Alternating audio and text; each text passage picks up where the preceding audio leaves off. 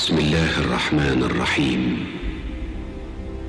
سنريهم آياتنا في الآفاق وفي أنفسهم حتى يتبين لهم أنه الحق أولم يكف بربك أنه على كل شيء شهيد.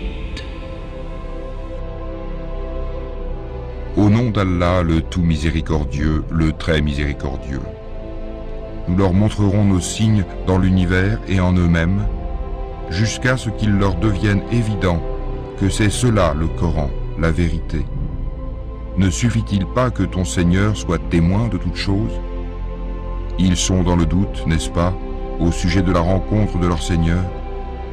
C'est lui, certes, qui embrasse toutes choses par sa science et sa puissance. Assalamu alaikum wa rahmatullahi wa barakatuh. Mes frères et sœurs en Allah, je vous souhaite la bienvenue dans cette nouvelle vidéo. Cette vidéo, je l'ai dédiée exclusivement aux évolutionnistes, à ceux qui défendent la théorie de l'évolution, à ceux qui défendent même ardemment cette théorie que nous descendons d'une évolution, et que bien avant d'être ce qu'on est, on était des singes, et que bien avant cela, nous étions des amphicambriens, et bien avant cela encore, nous étions des choses primitives. Voilà. Et qu'il y a eu des phases de transition, et que il y a eu des phénomènes avec le temps qui a fait qu'à chaque phase de transition, il y a eu des phénomènes qui ont propulsé et évolué cette création en une autre création jusqu'à que petit à petit on est devenu l'être humain.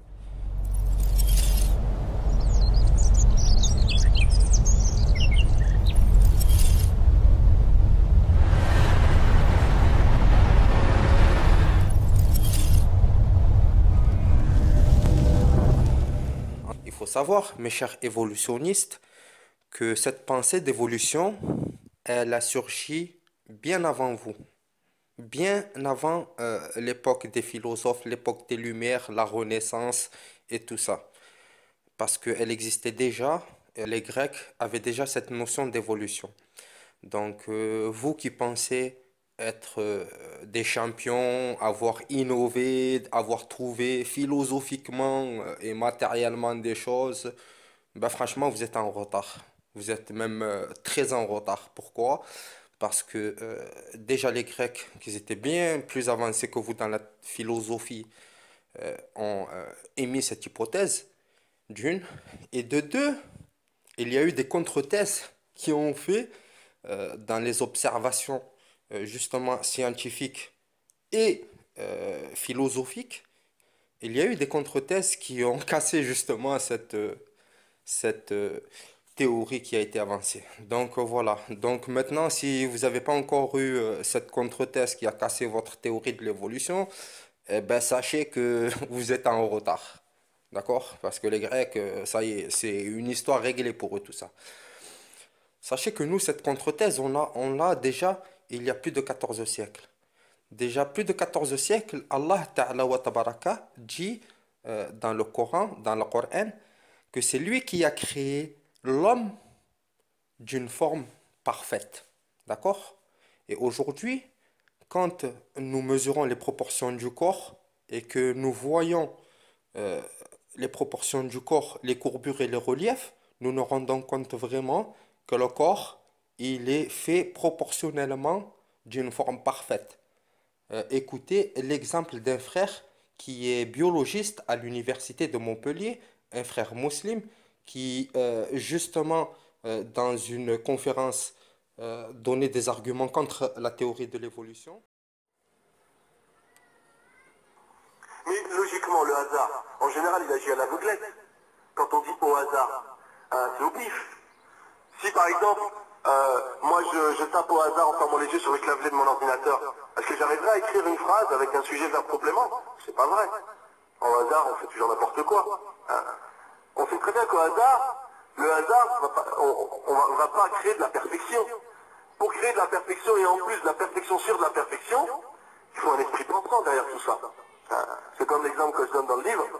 Si par exemple moi j'écris un poème et que je le donne à un copiste qui me l'imprime par exemple, et qu'à la fin il m'imprime un livre complet, alors que moi je lui ai donné qu'une page, et que je viens le voir après, je dis attends, je t'ai donné une page à imprimer, tu me sors un livre de 30 pages, qu'est-ce qui s'est passé? Il va me dire ah, excuse-moi, j'ai fait des fautes de frappe au hasard comme ça. On va le croire, on va pas le croire. Comment des fautes de frappe, il aurait fait un livre complet avec une histoire, hein? C'est pas possible. C'est lui, avec son esprit, il a rajouté des choses sur la page que je lui avais donnée. C'est exactement la même chose. Ces poissons qui étaient au départ des êtres pas très perfectionnés, seraient devenus des amphibiens mieux développés, puis des reptiles encore mieux développés, puis des mammifères encore mieux développés. Et tout ça, qui sera à l'origine de cette perfection qui va vers toujours ce qu'il y a de meilleur, c'est le hasard. Qui est au pif comme ça. Alors, déjà quand on entend ça, on dit c'est un peu bizarre. Comment le hasard il aurait fait ça. Mais après, si on rentre dans les détails, quand on demande aux évolutionnistes, bon ok, le hasard, vous me dites, donc vous êtes scientifique, concrètement, comment il fait le hasard pour faire ça? Cher ami évolutionniste, comment pouvez-vous prétendre à une succession d'hasards alors que vous regardez autour de vous? Après cela, mes frères et sœurs, comment nous pouvons prétendre qu'on descend, subhanallah, de phénomènes hasardeux? Moi, je dis et j'avoue, j'atteste que je suis le serviteur de mon Créateur, qui est en l'occurrence Allah Ta'ala wa Tabaraka. Je désavoue le hasard et j'aime pas le mot hasard. Le hasard n'existe pas. Cette logique est en revanche remise en cause par la théorie de l'évolution. Au XIXe siècle, le biologiste Charles Darwin avait émis l'hypothèse que les formes qui existent partout dans la nature pouvaient s'expliquer de manière naturelle sans faire appel à l'idée d'un créateur. Cette hypothèse de Charles Darwin donna ensuite naissance à la théorie de l'évolution. Selon cette théorie, tous les êtres vivants auraient évolué petit à petit, avec le temps, par de petites modifications successives, à l'aide de deux mécanismes naturels: les mutations génétiques et la sélection naturelle.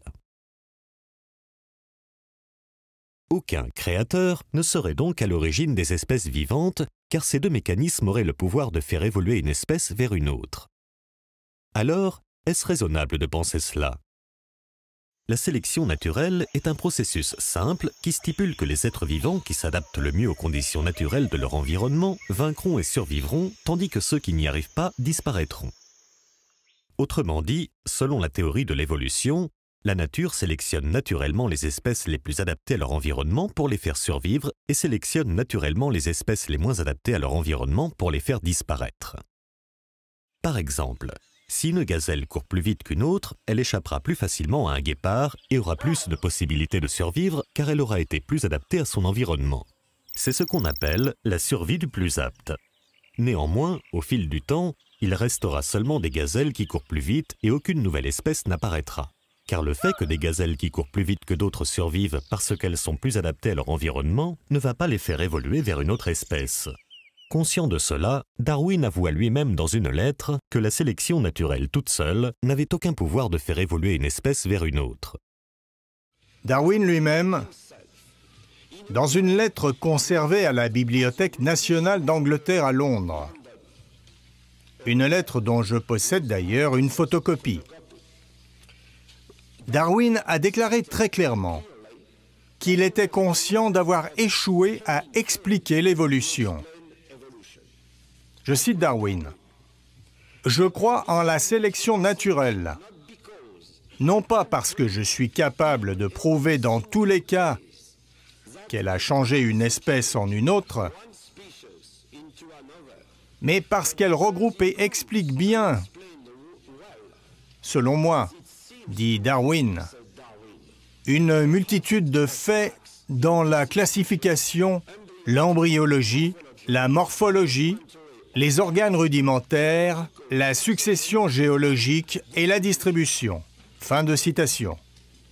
De cette façon, Darwin a avoué que l'évolution ne pouvait pas être expliquée. Imagine, je laisse une voiture des années 60 sur le parking ici, à côté. Et je reviens dans 20 ans. Parce que cette voiture aura évolué pour se perfectionner, pour s'adapter. Hein. Si je prends par exemple, je ne sais pas, on va prendre les vieilles 4L, des vieilles Renault Auteur.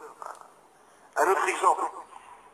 Quand vous allez à la galerie du Louvre, vous observez ces galeries justement pleines de peintures, pleines de tableaux.